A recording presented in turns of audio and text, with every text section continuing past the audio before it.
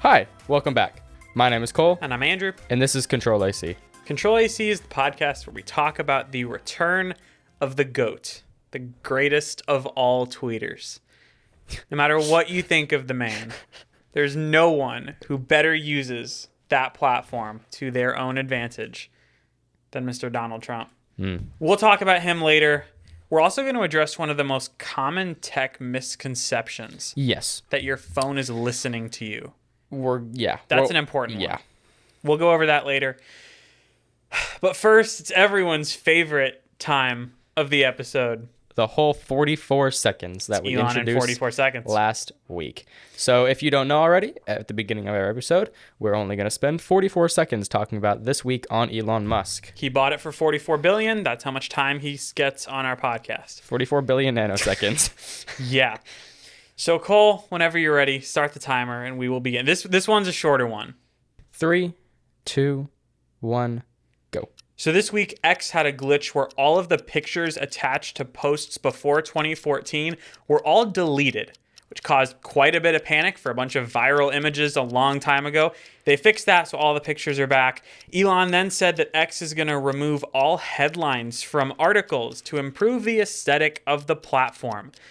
Think about that what you want, but having no headlines on articles is kind of weird. He said it's to avoid clickbait, but we'll see. Finally, Elon says, quote, our advertising revenue share program also applies to organizations, news or otherwise, who wish to participate. So now news organizations can monetize their Twitter platforms in addition to their websites, which is kind of cool. Done. That was perfect. That was a dot. Okay, that's it. I have an Instagram post for you. Or do you? I'm not sure what to think of it. So, Cole. Yes. Baby Shark. No. No. No. It no. has hit no. 13 million, 13 billion views. No. We now know how much money that video has made. No. I how don't want to believe it. How much do you think Cocomelon, is it Cocomelon? Who owns Baby Shark? I don't know. I think the Pink Fox or whatever. Oh, yeah. How much do you think they've made from Baby Shark? Keeping in mind like what you already know about ad revenue. Right. So Mr. Beast numbers. makes like a couple million every 100 million views. So he makes a couple million a year. But like taking into account like normal CPM rates. I'm going to guess 11 million. Times it by 2. 22 million. They've made $22 million off of that video. Baby Shark. According to a report from Bonus Insider, the catchy yet unbearable song has accumulated 22 million from its views on YouTube alone. The outlet said the YouTube clip pulls in around 280,000 a month. So you look out there at the highest paying jobs in the world. Mm-hmm. Engineers, surgeons, lawyers. But no, what trumps them all is the Baby Shark company. Is it copyrighted? Is it copyrighted? I'm sure, but they make $283,000 a month. Are they really going to sue us if we play?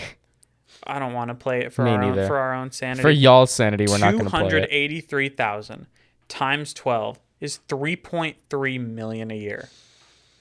So, Cole, all we have to do is write write like 20 different, like just 20 verses. As good as that, and we'll pull in 3 million a year. And animate a video. That's the key to success. That's the American dream.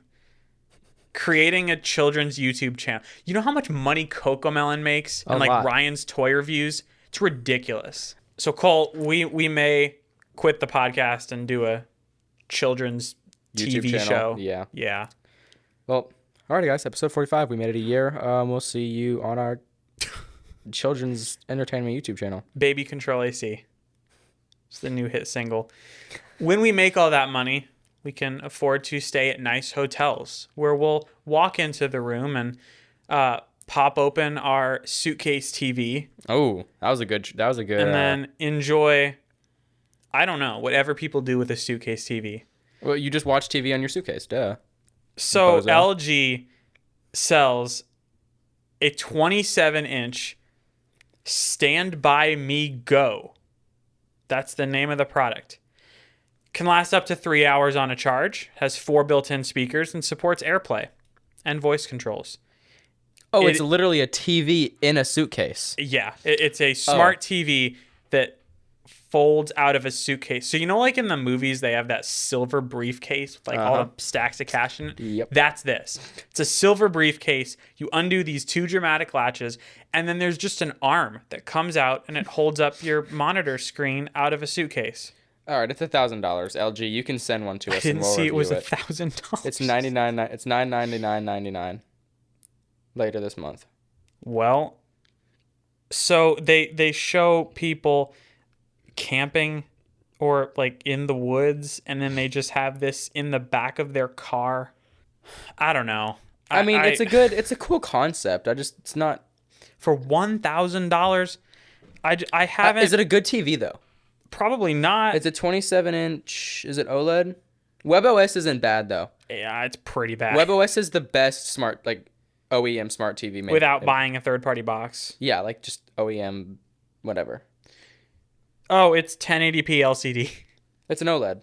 It's 1080p LCD. Oh wait, yeah. So it's a monitor. It's not even a good one. It's 27-inch 1080p. But I could see this if you had a Mac Mini in there and you could use it as a monitor. But it only lasts for 3 hours. You just plug it into a wall. Like if you're like saying go to a hotel and you don't want to use a laptop. I don't know, but they sell like portable screens that aren't $1,000. Well, but this is not a 27-inch display. They're like what, 13, 14 I see the appeal. Listen, I would use it. I'd throw a Mac Mini under there. Would you buy it is the question.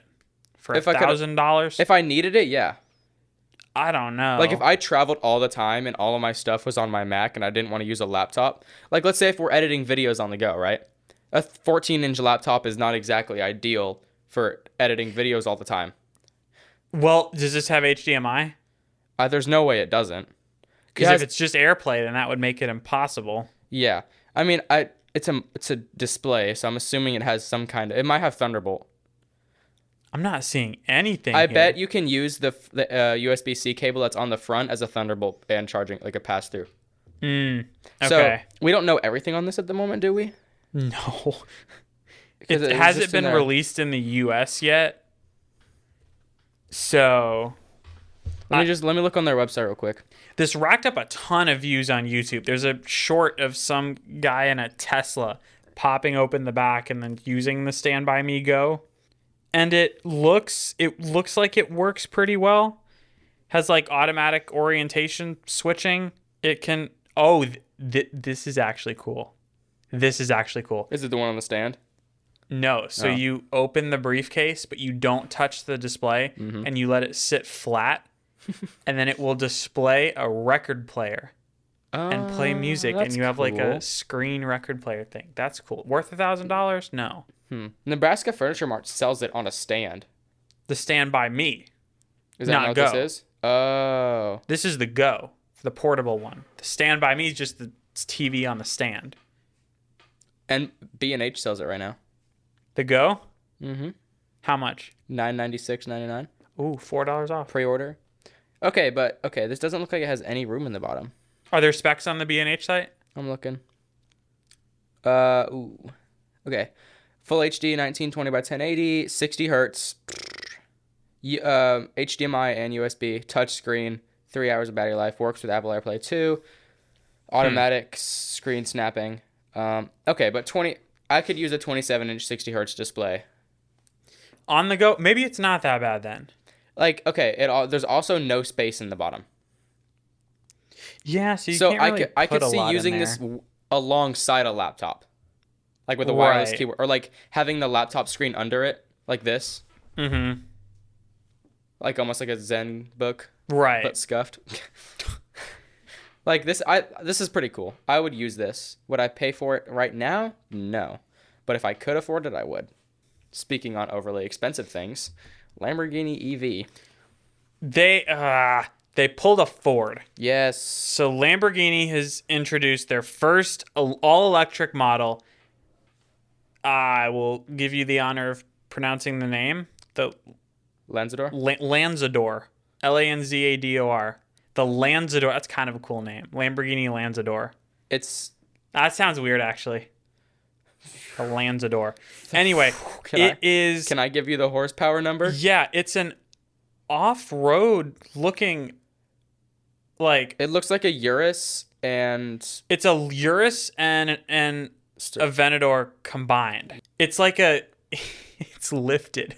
It's like a lifted two-door SUV thing. So this looks like what Ford did with the Mach-E, right? Like two-door sports car, basically. Right. They took their performance name, threw it on a questionably performing SUV kind of thing. Is this an SUV? I don't think it is. It's a two-door car, but it's lifted. But it's not off-road either. But it's a 4-seat interior, so it's... Yeah. So this would be like a track car. Well... But it's too high. Yeah. It's weird. I don't know. But their Urus makes like around 600 to 700 horsepower. Right. You know they had to double it. 1,340 horsepower. 1,341. That is crazy. Crazy. So Model S Plaid is just over 1,000. Lucid Air Sapphire is like 1,100, I think. Rimac Nevera is like 19, so it's not there. But is this the second most? Is this the second highest horsepower number we've seen in an EV? Yeah, I think so. Just under. And of course, Lamborghini had to do it. I wonder what Ferrari's gonna do. I don't know. If anything. This looks crazy. The interior is pretty crazy. It's pretty. I kind of like it. The passenger has a huge display. The steering wheel looks really futuristic. The whole thing's pretty cool. Oh, okay, hold on. I saw the top-down view and I thought I had a fake mid-engine. Oh, yeah. Because like if you look at the top-down picture on the website, it looks like the interior makes it look like it's got a mid-engine. Oh, it kind of does. And it has 2 back seats, but you have to fold down the front seats to get to it. Right, like any coupe. 23-inch wheels, glass roof. All that's great. It looks really good, though. It does. It looks really good. I think this is the best thing they could have done. Like, best EV they could have made. Because they can't jeopardize the sales of their normal gas-powered Lamborghinis. Right. So they had to go with this. Something crazy that only a niche people would buy. Right. Something that... this isn't an off-road thing. It's just a lifted street car. Yeah. Steven Winkleman, if you would like to send us one of these. Who's that? The CEO of Lamborghini. If you would like to send us one of these, hit us up, Steven. You can. We got you. We'll put our Instagram in the description. We will off-road in this thing. We will do, because it's lifted. Yep. We'll do anything and everything you want with this car. Yep. Quick note on the iOS 17 beta. I've been dailying it on my primary phone for a couple days now. Bad idea. It's not as bad as the early ones are. The battery life is tolerable. The most noticeable bug is a notification bug, when you have notifications and you swipe up. You see how glitchy that is? Like the little no older notifications. That's the big thing. I feel like that's always been like kind of scuffed though. But that's been a problem in the last 3 betas since beta 5. It's a problem now in 16.6. Look at this. Well, oh, it is. They just really haven't fixed it. All the other features have worked really well. The live voicemail thing is really... Have you seen that yet? No. I'll have to show you that. That works great. Does it? All of the other features I can't really test, like the AirDrop stuff, because all of that relies on another phone having it. I'll get it. And you don't want 2-hour battery life for some reason? Because I already get 2-hour battery life. You don't want 1-hour battery life for some reason? But... That's called Life 360. You don't want 30-minute battery life? But... Okay, so when public release comes out. I was really impressed by the 16 beta last year. That was pretty stable. That was really good. My battery life was like okay. It destroyed the health of my battery, but it was okay. Yeah. This has been good. I get like 5 hours on a charge, which isn't great, but isn't horrible. Right. You know what isn't great and what isn't horrible? Sony's PlayStation Portal. Didn't we talk about this a while back? Weren't there leaks about this? Yeah, now it's out. Now it's out. So a lot of times in the tech world, you'll see a product that looks appealing, and then you read the spec sheet. Or you read what it actually does and not what it looks like it does. And okay, so we have a PS5 portable it's the PlayStation Portable. It's called the PlayStation Or Portal. Portal. We talked a while back about the LG, or not LG, Logitech handheld thing. Yeah, and that was a streaming device. So is this. So is this. They gosh darn it did it again. Picture in your head a PS5 controller with a cheap Android tablet thrown in the middle. It's a backbone for GeForce Now. Yeah. That's literally all it is. So you power this on, your PlayStation 5 has to be on, and it streams your PlayStation games over Wi-Fi 1080p 60. That's it. This is literally what Logitech just made. Right. It's the same thing. It's like a PlayStation Switch, but the games are streamed. Right, and it's $200. Right. So you're paying for a $60 controller. $200 isn't bad. So you're paying for $60 controller, $140 screen. tablet. I mean, you get what you pay for. Not terrible. I'm sure somebody's gonna jailbreak this and put Steam on it. Yeah. Honestly, this with Steam, do we know like the specs of it? Like if it's a Snapdragon? Oh yeah, we have specs. You ready for this? Are they bad? So the specs are fine because it doesn't matter. Then you get to the fine print, and you see this device doesn't have Bluetooth. So you cannot play on the Pulse 3D headset. You cannot connect your favorite gaming headset. You can only play with a Bluetooth headset that uses PlayStation Link technology. It's a new proprietary Bluetooth-like thing that Sony has. And the thing now that supports it are the PlayStation Link buds. So the only headphones you can use with this portable... Only wireless headphones. Right. Only wireless headphones you can use with the PlayStation Portal are the new Sony Link buds that are also $200. They're not bad though. They've got good reviews on them, don't they? But like, it's still $200. Right, when you can get AirPods Pro for... But these are the only ones that work with your PlayStation. It says that it allows lossless audio from your PlayStation games over streamed Wi-Fi. over Wi-Fi. Okay, but this would be a good use for something like an AirFly Pro. I guess. Like I have one. I don't know where it is, but I have one. If I were to acquire this, then I would be able to use whatever Bluetooth headphones I want, and that thing's like $30. Right. Does it have a headphone jack? What, this? PlayStation Portal? Yeah. Okay. So I don't know why you'd buy these $200 Sony earbuds, but they exist. And that kind of ruined the entire product. Yeah. We're still waiting on Xbox to drop like a Xbox cloud streaming. But they have their Xbox cloud streaming like already. The thing, like the actual. But I think because they're partnered with Backbone, they're not going to. Oh, are they really? I think so.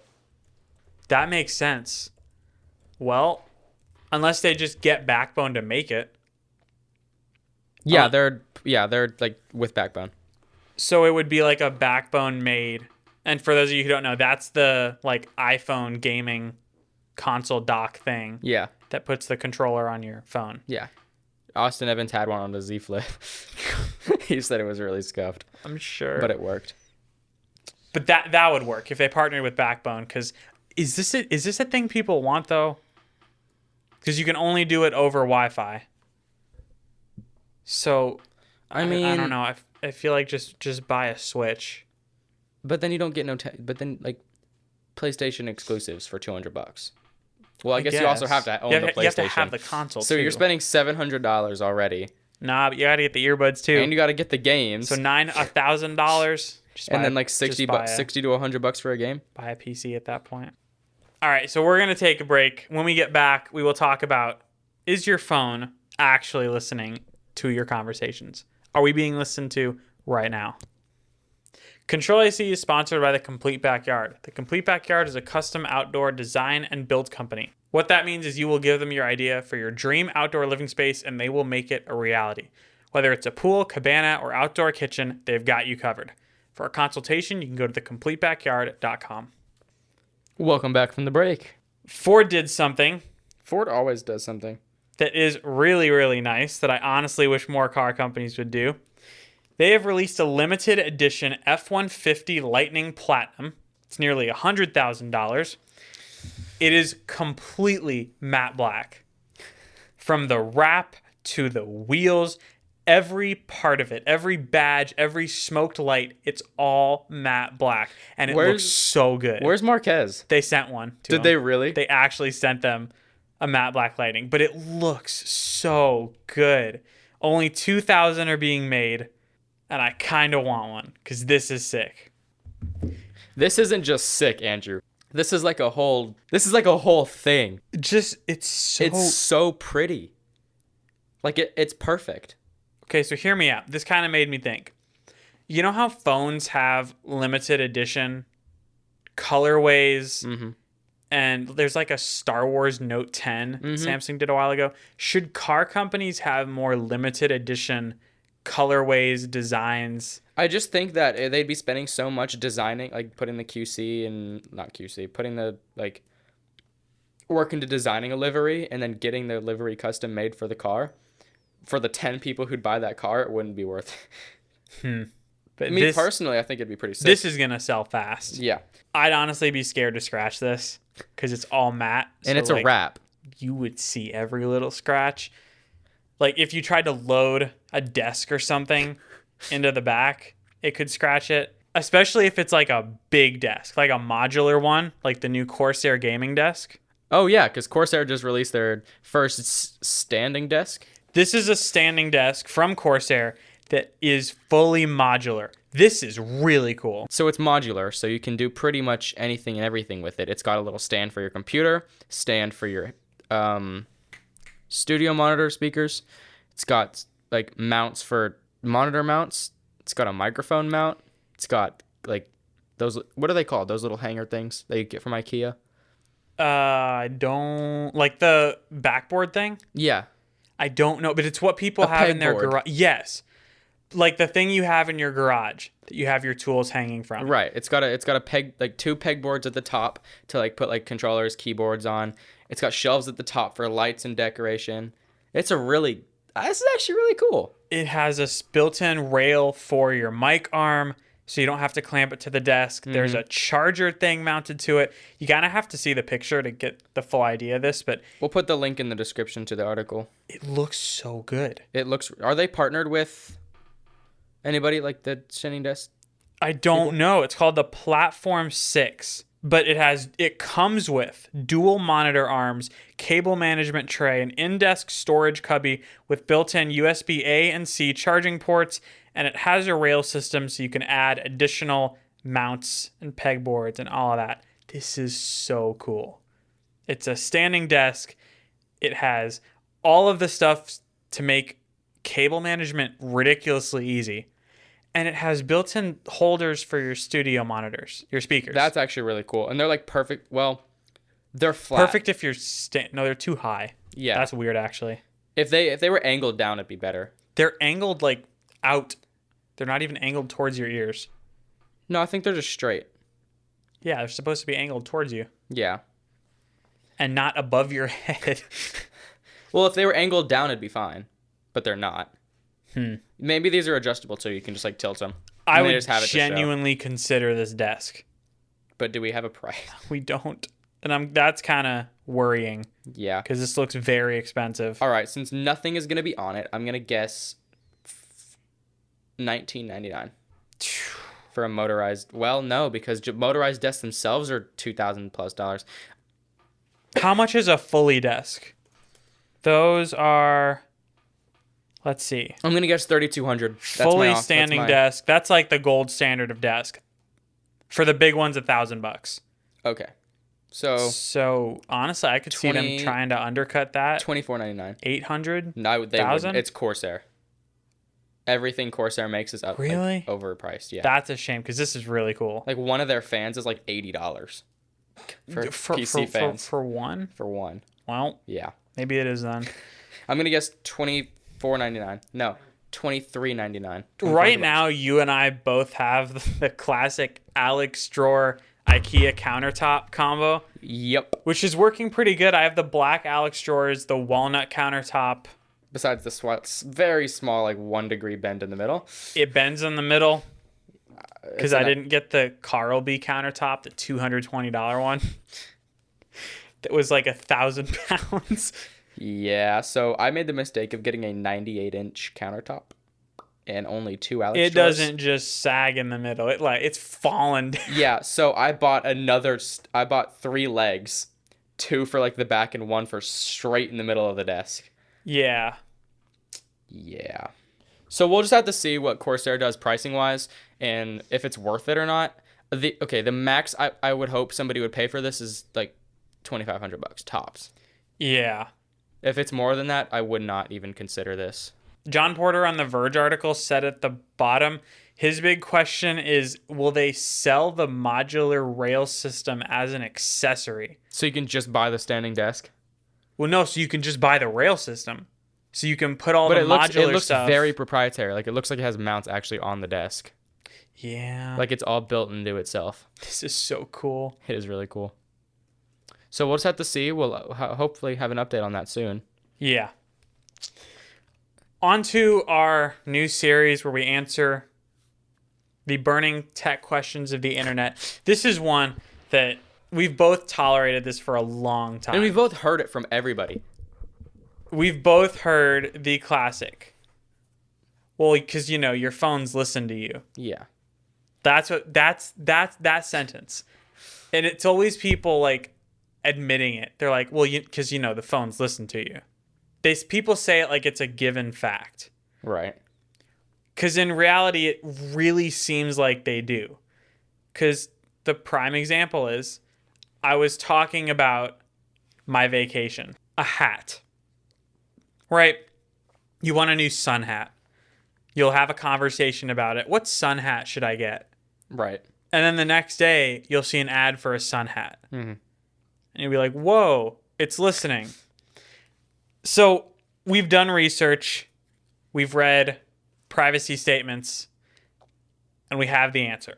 Does your phone listen to you? This is the once and for all informational guide here. Yes, it does. But not in the way that you think. Correct. So, your phone, if you have your voice assistant turned on and have the listen for insert name of home assistant turned on. So like Siri. Then it listens to you. I use Siri on my iPhone, but I don't have listen for, hey, assistant. I do. Try not to trigger all y'all's Siris. Right. But I don't have that on. So it's not always listening. Quote, right? Right. If you have that on, then your phone is, quote unquote, always listening, which technically it is. The microphones are active in the background and it's listening for, hey, name. Correct. It does not use that to target ads. So if we go to iPhones specifically, that is kept on device. Yes. If we go to an Android device, that is also not sent to any servers. The ambient sound is not, like the ambient recording is not sent to anyone. So why are the ads so good? That's what people ask. Yeah. I was talking about my vacation and it showed me an ad for the place I'm going. Right. That is because, hotels, flights. Mm-hmm. That's because Google ad services are insanely good. I read an article that used the example of going on a trip, and it said Google will show you an ad for like Disneyland because you looked up flights to that area, the weather in that area, and tickets. you looked up things that all relate to that. Right. If you went to a sun hat website, back to that example, it's going to show you ads for sun hats. You may not remember you looked at the sun hat. Someone may have sent you the sun hat. You liked it. Clicked on the link. You liked an Instagram ad. Right. Instagram's the same way. The phone is not listening to you and pulling ad data from your ambient speech. That's false. What it does do is track you across the internet. Everywhere. Yeah, not your phone microphones. Google ad services. Yes. And this is where we get to the difference between Google and Amazon versus Apple. Mm-hmm. So Amazon has said that it now targets you with, quote, interest-based ads based on your Alexa requests, meaning that when you ask Alexa for something, such as the weather in Florida, it will then show you hotels in Florida or, beach stuff when you open your Amazon app. Mm-hmm. But again, it's not ambiently listening to you. This is stated in the privacy policies of these companies. There's no proof that it just always listens. That's just not true. The thing that Google and Amazon do is every request you make there is sent back to Google and Amazon. The requests, meaning you trigger the assistant and ask it something, those are sent back and used to train the algorithm. Mm-hmm. So everything you say to a Google Assistant or Amazon Alexa device, those are all sent back. If you have a HomePod or if you're using Siri, all of that is done on device. That is not used to train Siri. Maybe that's why Correct. it's so bad. That's why it is so bad, because it doesn't remember anything. Apple does not ever hear your recordings. They don't hear any of that. Yeah. That's the difference between the both of them. Yes. So in conclusion, is your phone listening to you? Technically, maybe yes, if you have the thing turned on where it's listening for you to trigger the assistant. In a very niche case, yes. But is your phone listening to you? And targeting ads based in the sense that I talk about a sun hat and it shows me a sun hat? No. No, it's that not. is a myth. That is debunked. You know what isn't a myth? 151 million impressions on Twitter. We want to clarify one thing before we go. Impressions on Twitter are not views. That's kind of something important to say. This is absolutely crazy. So the record for the most viewed tweet just seems to keep getting broken. Wednesday evening was the first Republican candidate debate. Notably missing from that debate was former President Donald Trump. Instead, he recorded an interview with Tucker Carlson, whose show is now on X. That interview went live 5 minutes before the debate started. And as of Friday, August 25th at around 3 p.m., that has 256 million impressions on Twitter. So technically, it's the most viewed interview of all time. And it's the most viewed Twitter video of all time. But we should note that impressions does not mean views of the video. Correct. So if I scroll by the video on my Twitter feed for a second and then keep scrolling, it will add to that number. Like when you swipe and stop, and stop, that number goes up. So 256 million people didn't view this. That's just the number of times that a Twitter feed showed this. Same with the mugshot picture of Donald Trump, which got 181.1 million impressions, which has got to be pretty close to the most viewed tweet on the on the platform. So no matter what you think of the man, it is undeniable that there is no person who better utilizes X, Twitter, to their advantage. I think the only person rivaling him in impressions and likes and reposts is Elon himself. I tweeted that Donald Trump is now going to have the highest X monetization payout of anyone on the platform. I don't see how anyone else could be making more money off of tweets. Right. It's hilarious. This is, again, why no one can replace X. The amount of views you can get, the amount of reach you can get with just one interview, one post, is crazy. And even though Threads has a web app now, it's not going to be able to touch these numbers. Just like no one seems to be able to touch Lamborghini's numbers. And if you are the CEO, please send us one. We'd love to test it. You can reach out to us for information on how to send us an EV to test. On X, I'm at UtterlyDrew. I'm at Cole WW Webb. And we will see you next week.